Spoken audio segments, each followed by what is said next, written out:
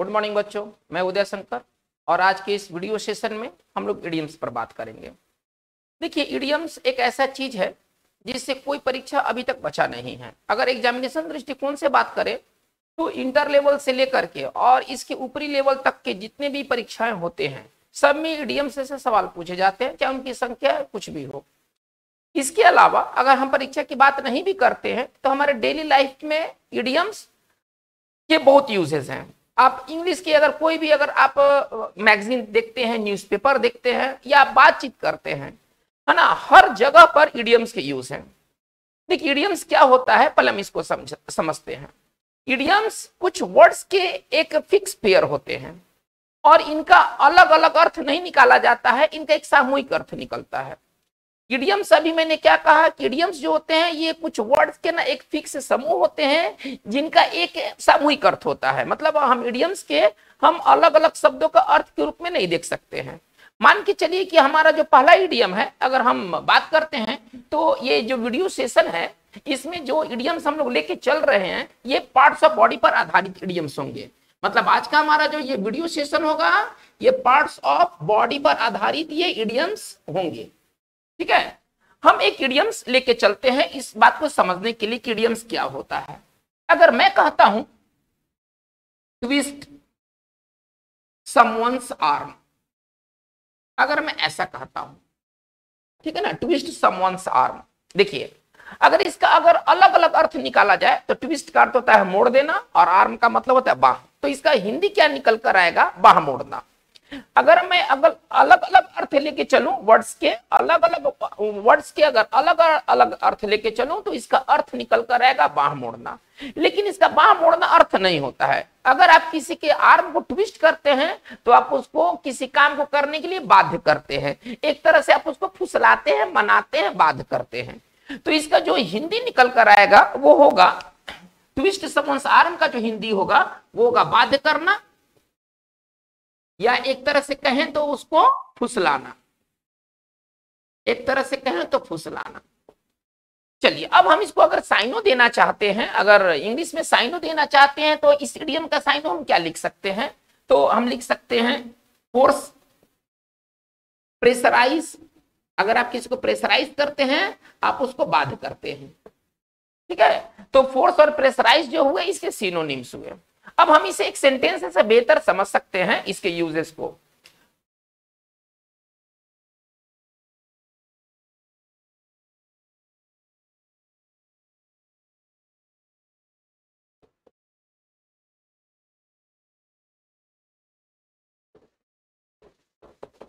आप इस सेंटेंस को देखिए, ये क्या कह रहा है? ही ट्विस्टेड माय आर्म, ठीक है ना, टू चेंज माय डिसीजन। इसका हिंदी क्या निकलेगा? देखिए, बाह मोड़ना इसका हिंदी नहीं आएगा। ये एक इडियम है और इडियम का हम अलग अलग वर्ड के अर्थ के रूप में नहीं देखते हैं, इनका हम एक कंबाइंड अर्थ देखते हैं। ठीक है ना, अगर आप किसी के आर्म को ट्विस्ट करते हैं इसका मतलब है कि आप उसको फुसलाते हैं, एक तरह से आप उसको बाध्य करते हैं उस काम को करने के लिए। तो इसका अगर हिंदी की बात करें तो इसका हिंदी क्या निकलेगा? उसने मुझे बाध्य किया मेरे डिसीजन को बदलने के लिए। ठीक है ना, ये है ट्विस्ट समवन्स आर्म। हम दूसरे इडियम्स को लेके चलते हैं। हमारा नेक्स्ट इडियम है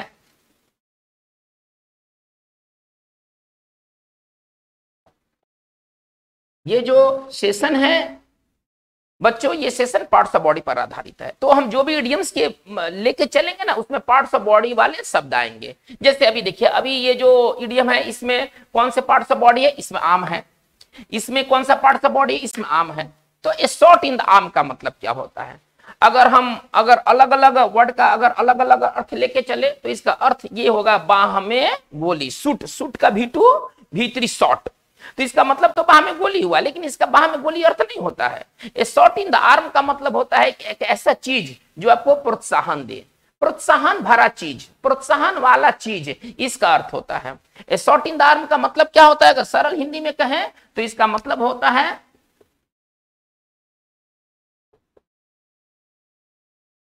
प्रोत्साहन की वस्तु। ठीक है ना, कोई ऐसा चीज जो कि आपको प्रोत्साहन देता है। अब इसके सिनोनिम्स के रूप में बात करें तो शॉट इन द आर्म को हम सिनोनिम्स कैसे लिख सकते हैं? फिलिप, इससे बेहतर वर्ड देखा जाए बूस्ट, फिलिप भी होता है बूस्ट, स्टिमुलस, देखिए स्टिमुलस क्या होता है, जो कि आपको प्रोत्साहन दे। चलिए ये अभी मैं सिनोनिम्स को लेके चलता हूं, बूस्ट और स्टिमुलस। चलिए शॉट इन द आर्म का मतलब होता है कि एक ऐसा चीज जो कि आपको प्रोत्साहन दे। जैसे आप ये लाइन को देख सकते हैं,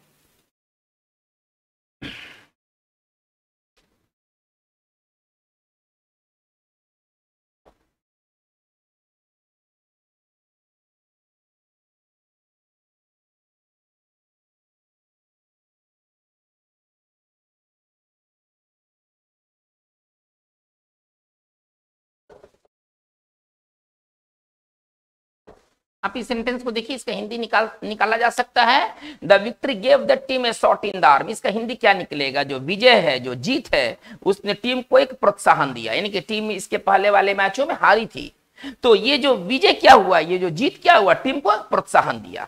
ठीक है, तो शॉट इन द आर्म का मतलब होता है कि वैसा चीज जो कि आपको प्रोत्साहन दे। हम नेक्स्ट इडियम की ओर देखते हैं।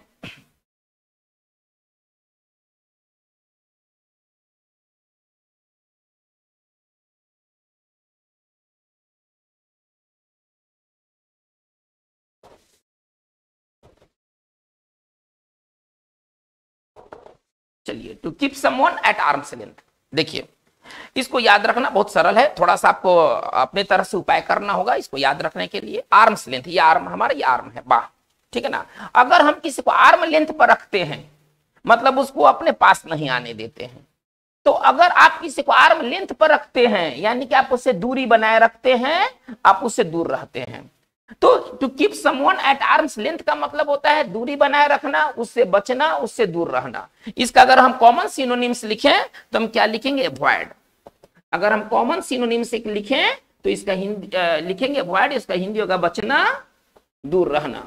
अगर आप किसी से आर्म्स लेंथ पर आते हैं, यानी कि आप उसे एक हाथ की दूरी बनाए रखते हैं, आप उसको नजदीक नहीं आने देते हैं। ठीक है ना, बचना, दूर रहना। जैसे कि आप इसको इस वाक्य से बेहतर समझ सकते हैं। कोई व्यक्ति किसी को कह रहा है,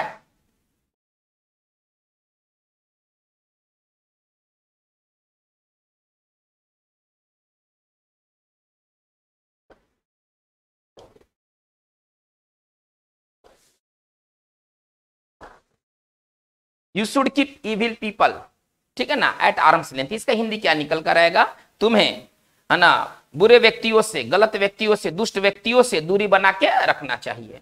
तो ये इडियम है और ये बहुत यूजफुल इडियम्स है।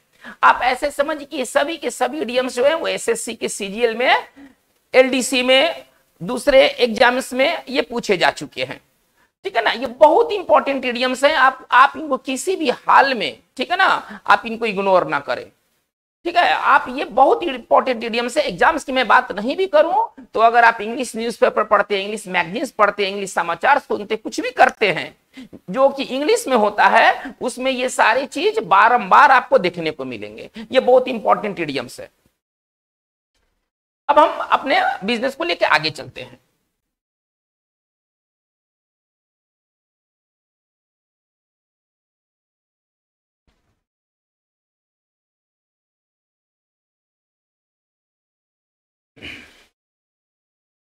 देखिए हमारा नेक्स्ट इडियम है बैकले।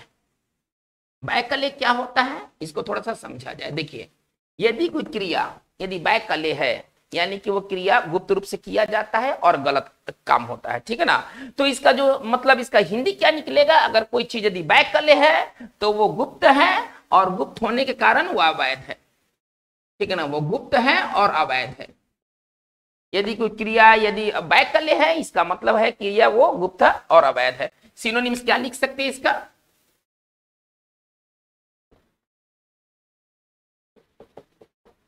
थोड़ा बड़ा इसका एक्सप्लेनेशन निकलेगा, सीक्रेट एंड इलीगल।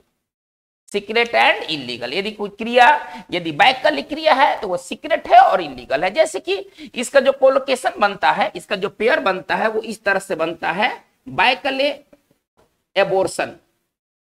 एबॉर्शन का मतलब गर्भपात होता है, यानी कि वो गर्भपात जो कानूनी रूप से अलाउड नहीं है, अगर आप उस गर्भपात को करते हैं, गलत तरीके से करते हैं, छिपकर करते हैं, तो वो जो एबॉर्शन कहलाता है वो होता है बैकल्य एबॉर्शन होता है। ठीक है, एबॉर्शन का मैं यहां हिंदी नोट कर देता हूं। चलिए अब हम आगे लेके चलते हैं बैकल्य से। देखिए एक बहुत फेमस इडियम है, वो कहावत भी है और इडियम भी है, वो दोनों हैं।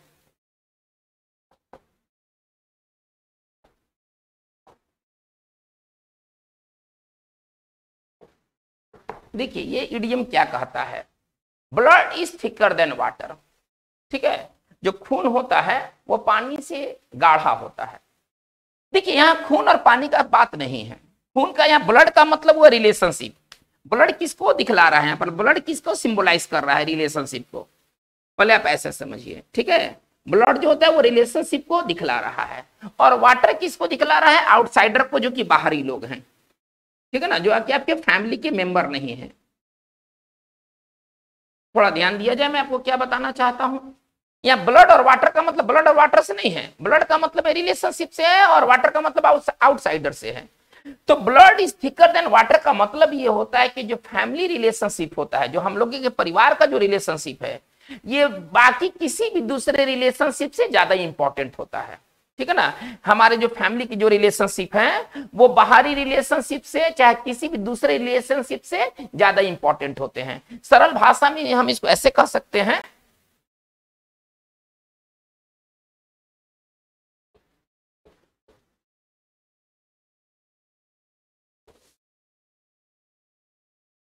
अपने तो अपने होते हैं। देखिए ये मूवी इसी नाम पर मूवी भी बना था। उस मूवी का भी थीम यही था कि उसमें रिलेशनशिप को ज्यादा इंपॉर्टेंट बताया गया है बाहरी रिलेशनशिप से।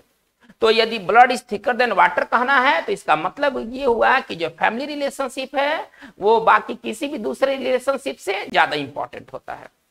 चलिए अब हम आगे की ओर बात को लेकर चलते हैं। हमारा जो अगला जो इडियम है वो है बेग फॉर ब्लड।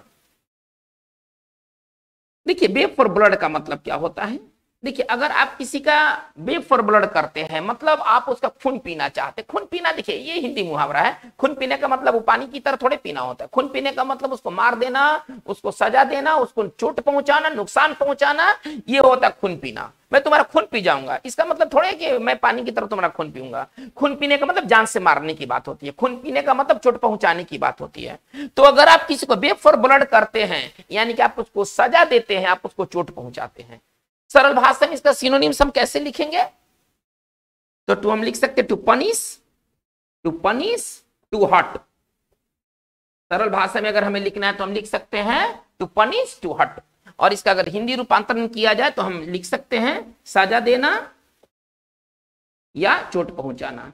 देखिए यही इडियम होता है। इडियम में अभी मैंने प्रारंभ में क्या कहा था कि अलग अलग हम अगर वर्ड को लेके चलते हैं, अगर हम अलग अलग वर्ड को लेके चलते हैं तो इसका हिंदी अलग हो जाएगा।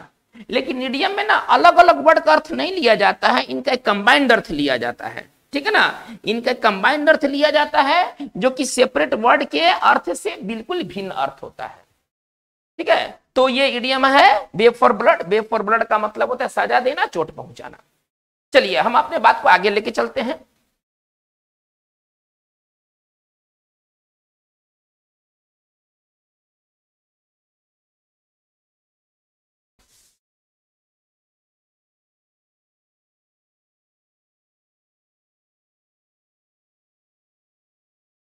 हमारा नेक्स्ट इडियम है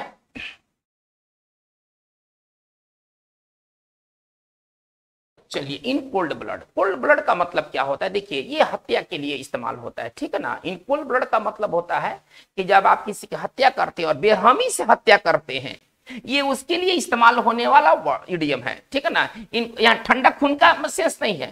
ठीक है ना, यहाँ अगर अलग अलग अर्थ लिया जाए तो इसका हिंदी क्या होगा, ठंडे खून में। ये ठंडे खून में क्या होता है भाई, इडियम्स का अर्थ कंबाइंड निकलता है, सेपरेट नहीं निकलता है। तो यदि काम, अगर आप किसी काम को इन कोल्ड ब्लड करते हैं तो आप नृशंस रूप से करते हैं। ठीक है, आप बेरहमी से करते हैं। इसका सिनोनिम्स क्या होना चाहिए, डेलिबरेटली। लेकिन इसका जो यूज है ना मर्डर के सेंस में होता है, हत्या के सेंस में होता है, बाकी दूसरे सेंस में इसका यूज नहीं होता है।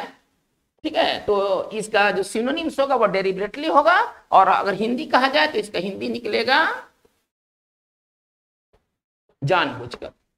इससे जो एडजेक्टिव बनेगा वो कैसे बनेगा, कोल्ड ब्लडेड। इससे जो एडजेक्टिव बनेगा वो कैसे बनेगा, कोल्ड ब्लडेड मर्डर।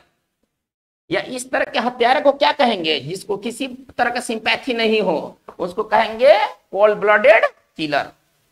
ठीक है, तो अगर आप किसी की हत्या करते हैं कोल्ड ब्लड में, तो उसको आप नृशंस हत्या करते हैं, जानबूझकर हत्या करते हैं, बड़ी बेरहमी से उसको मार देते हैं। तो ये कोल्ड ब्लड का मतलब हुआ। चलिए बच्चों, अब हम बात को हम आगे लेके चलते हैं। देखिए एक बहुत इंपॉर्टेंट इडियम्स है एक्किल्स, एक्किलसील। ठीक है ना, देखिए एक्किल्स एक ग्रीक पात्र का नाम है, एक ग्रीक योद्धा का नाम है। उसके बारे में कहा जाता था कि उसका शरीर का कोई भी हिस्सा जो है ना वो अभेद हिस्सा था, मतलब कि कोई शस्त्र उसके शरीर के किसी हिस्से को नहीं काट सकता था। लेकिन हर एक, चूंकि हम लोग जानते हैं कि हर एक व्यक्ति का अपना कोई कमजोर पहलू होता है, कमजोर पक्ष होता है।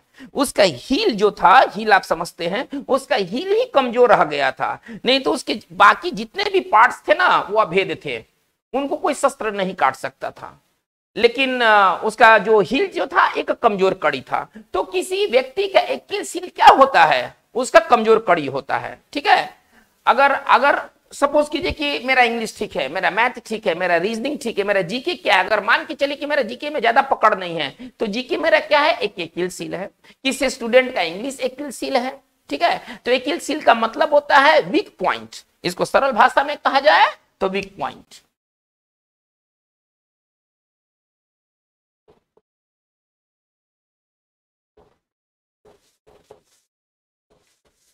चलिए आप इससे हम एक सेंटेंस लिख सकते हैं।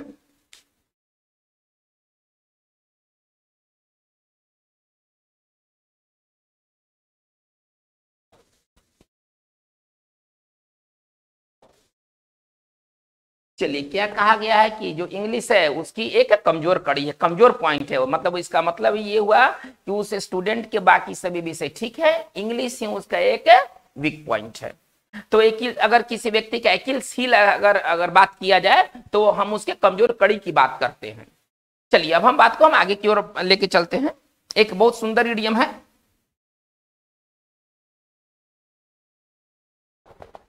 देखा जाए इस इडियम को डाउन एट हील। देखिए डाउन एट हील का मतलब क्या होता है, देखिए जो हील का जो निचला भाग होता है, डाउन होता है ना, वो गंदा होता है।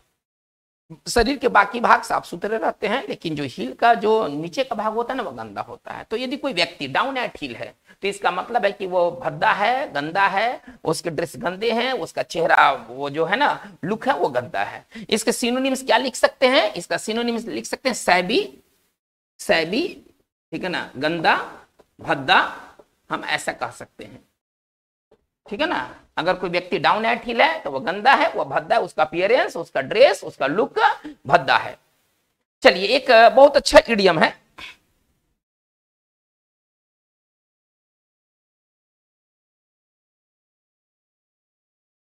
इस इडियम को देखा जाए टेक टू वन हील, इसका मतलब क्या होता है, आप हील अपना पकड़े और लेके चल दिए, यानी कि भाग जाना। अगर कोई व्यक्ति अगर टेक टू वन हील करता है तो वहां से वो 9 2 11 हो जाता है, वहां से वो भाग जाता है। ठीक है, इसका जो सरल सिनोनिम्स अगर हम कहें तो इसका सरल जो सिनोनिम्स होगा वो क्या होगा, रन अवे। अगर कोई व्यक्ति कहीं से डाउन एट हील होता है वहां से वो भाग जाता है, भाग जाना, 9 2 11 होना, इसका सरल हिंदी होगा। जैसे आप इस वाक्य को देख करके आप इसके यूज को समझ सकते हैं।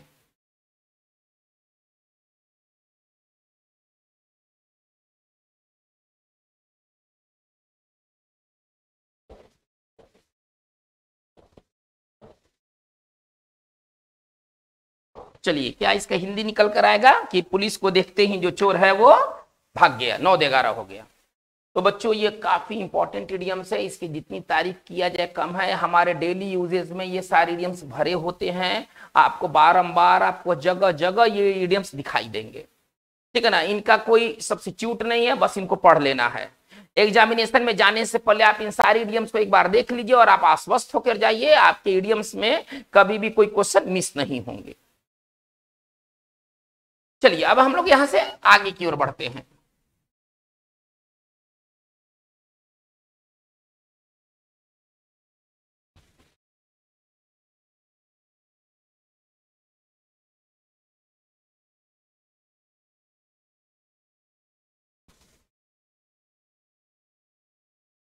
चलिए चलते हैं, हमारा नेक्स्ट जो इडियम है वो है एबोन, एबोन ऑफ कंटेंशन। देखिए कंटेंशन जो होता है ना वो झगड़ा या विवाद होता है। कंटेंशन का अर्थ क्या होता है, झगड़ा या विवाद होता है। अब यहाँ तो विवाद का हड्डी तो लिखेंगे नहीं, ये विवाद का कारण होगा। यहाँ बोन का मतलब हड्डी से नहीं होगा, बोन का मतलब कारण से होगा। यदि कोई चीज बोन है कंटेंशन का तो वो एक जड़ है, वो एक कारण है, ठीक है ना। तो ये बोन ऑफ कंटेंशन को अगर हम लिखे तो अगर इसको सिंपल भाषा में लिखे तो हम लिख सकते हैं a subject of disagreement, a subject of disagreement. मतलब आप ऐसा समझिए कि ये मतलब विवाद का कारण बनेगा। बोन ऑफ कंटेंशन का मतलब विवाद का जड़, विवाद का कारण। अब जैसे कि देखिए भारत और चीन के बीच जो मैकमोहन जो रेखा है ना, अगर आप उसको पढ़िएगा तो मैकमोहन जो रेखा है वो भारत और चीन को डिवाइड करता है, लेकिन चीन इस रेखा को मानने को तैयार नहीं है। जो अंग्रेजों ने जो बंटवारा किया इसको ये मानने के लिए तैयार नहीं है। तो जो मैकमोहन लाइन है वो भारत और चीन के बीच क्या बना हुआ है, ए बोन ऑफ कंटेंशन। वो झगड़े का जड़ है, वो विवाद का जड़ है। इस चीज को हम कैसे लिखेंगे?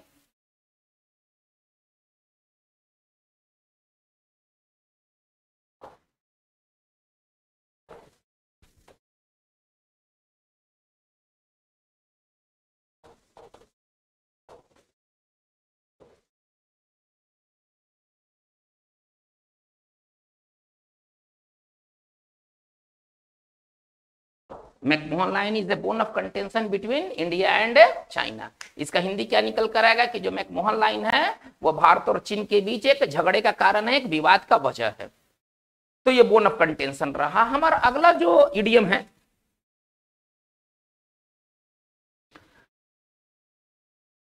वह है बी ऑल ईयर्स। देखिए बी ऑल ईयर्स का मतलब क्या होता है, ध्यानपूर्वक सुनना। अगर आप किसी की बात को अगर आप बी ऑल ईयर्स करते हैं, बी का मतलब यहाँ पर एम इजार का यूज होगा, बी का वो जो रूप है वो हम उसका यूज करेंगे। और इसका जो हम अगर सिंप्लीफाइड रूप में अगर इसका एक्सप्लेनेशन लिखे तो हम कैसे लिखेंगे?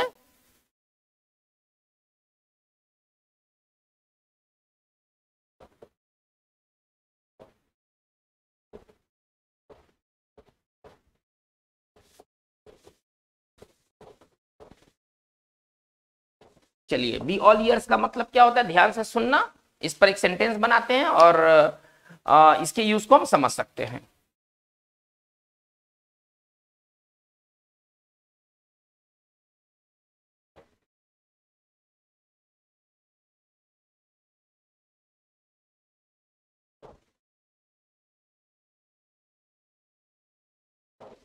चलिए आप इस वाक्य को देखिए, समझने की कोशिश कीजिए। ये क्या कह रहा है, if you want to offer any suggestion, यदि आप कोई सुझाव देना चाहते हैं तो मैं उसे ध्यान से सुन रहा हूं। मतलब अगर आप सुझाव देना है तो दीजिए, मैं उसे ध्यान से सुन रहा हूं, ठीक है। तो ये बी ऑल ईयर्स का मतलब बी के जगह पर क्या यूज हो गया, एम यूज हो गया, बाकी सब जस का तस है। तो अगर आप किसी मामले में बी ऑल ईयर्स होते हैं, इसका मतलब है कि आप उस बात को ध्यान से सुनते हैं, ध्यानपूर्वक उसे आप सुनते हैं। चलिए अब हम बात को हम आगे लेके चलते हैं।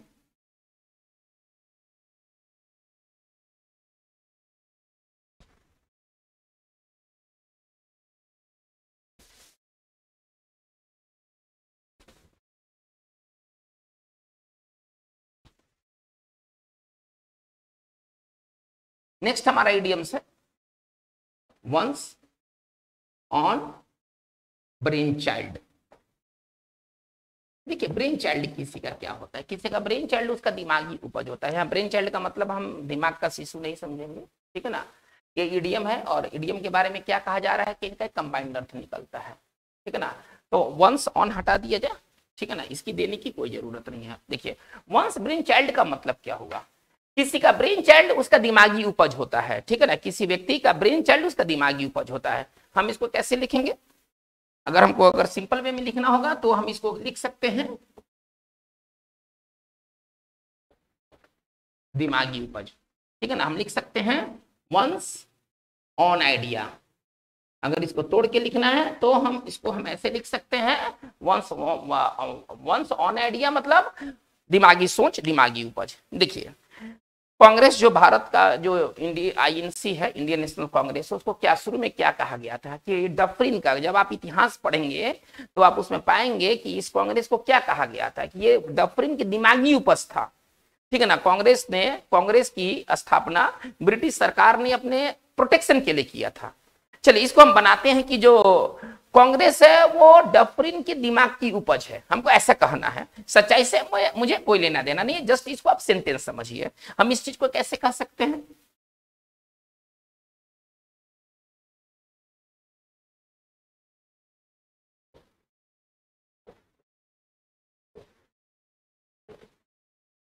अगर इसे कहना है तो हम ऐसे कह सकते हैं कि जो the Congress was the Prince brain child. चलिए अब हम आगे की ओर बढ़ते हैं। देखिए हमारा अगला जो इडियम है वह है टेक हार्ट।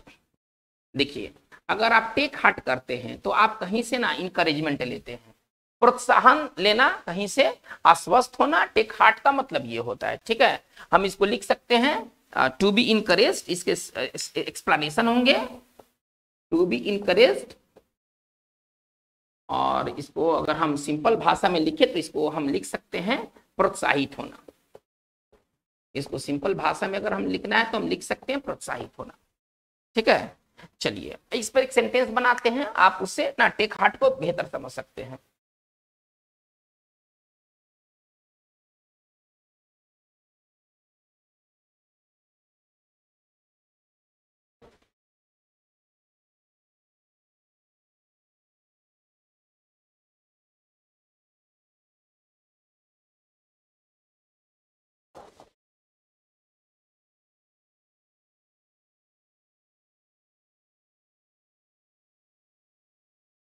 चलिए ये पूरा वाक्य क्या कह रहा है कि you should take heart from your brother's success.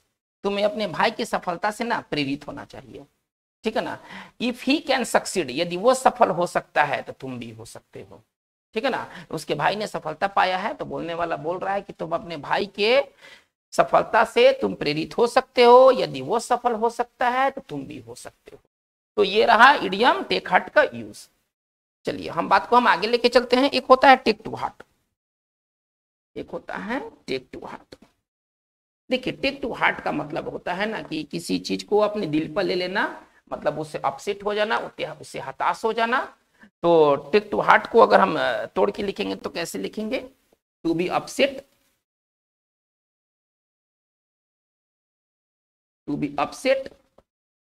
और इसको अगर हम सरल अगर हिंदी लिखे तो कैसे लिखेंगे, हताश होना, निराश होना, किसी बात को दिल पे ले लेना।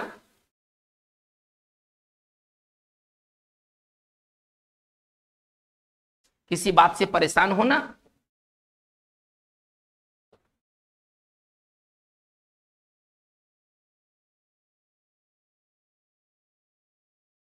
ये टेक टू हार्ट का मतलब है, ठीक है। तो बच्चों हम ये समझ रहे हैं कि आपको ये इडियम्स भली भांति समझ में आ रहा होगा। हमारे पार्ट्स ऑफ बॉडी के इडियम्स जो हैं वो अभी पूरी तरह से फिनिश नहीं हुए हैं, अभी इसमें कुछ हम लोग महत्वपूर्ण पार्ट्स ऑफ बॉडी के इडियम्स अभी शेष हैं। अगले वीडियोस में हम उसे प्रोवाइड कराएंगे। आप इन इडियम्स को एक बार बढ़िया से पढ़ें, इसको समझें। ये डेली यूजेज में आने वाले इडियम्स हैं, ये कभी भी आपके प्रयास व्यर्थ नहीं जाएंगे। अगले वीडियोज में हम लोग यहीं से आगे आगे बढ़ेंगे, ठीक है। आप इस चैनल को सब्सक्राइब करें, आप इसे ज़्यादा से ज़्यादा लोगों तक फैलाएं। आज की बात बस इतना ही। Thank you very much.